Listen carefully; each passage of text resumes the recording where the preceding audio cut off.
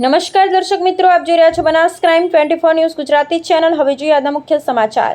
ડીસા વૃંદાવન ગલીમાં ગણપતિ મહોત્સવની ધામધૂમપૂર્વક ઉજવણી કરાઈ। ડીસા ગુલબાણીનગર સોસાયટીમાં આવેલ વૃંદાવન ગલીમાં 4 વર્ષથી ગણપતિ મહોત્સવનું આયોજન કરવામાં આવે છે। ગણપતિ મહોત્સવમાં ગરબાની રમઝટ જામી છે।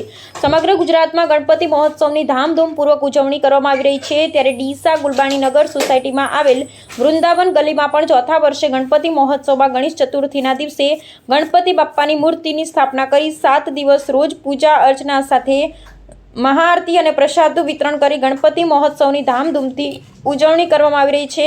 ત્યારે ભાદરવા સુદ આઠમ નિમિત્તે ગણપતિ બાપ્પાને 56 ભોગનો પ્રસાદ ધરાવી મહાઆરતીનું આયોજન કરવામાં આવ્યું હતું। વિઘ્નહર્તા ગજાનંદ ગણપતિ દાદાની ભક્તિમાં વૃંદાવન ગલીના ભક્તજનો લીન થયા હતા। ગણપતિ મહોત્સવમાં રોજ રાત્રિ દરમિયાન ગરબાની રમઝટ સાથે ચા નાસ્તાની વ્યવસ્થા ઊભી કરવામાં આવે છે।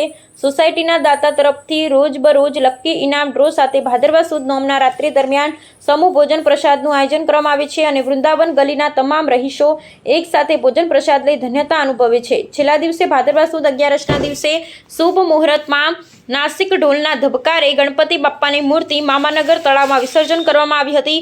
ગણપતિ બાપ્પા મોરિયા અગલે બરસ તું જલ્દી આનાના નાદ સાથે ગણપતિ બાપ્પા મોરિયાના નાદથી વૃંદાવન ગલી સહિત ગુલબાણીનગર સોસાયટીના માર્ગો ગુંજી ઉઠ્યા હતા। અહેવાલ હરેશ ઠક્કર, ડીસા, બનાસકાંઠા।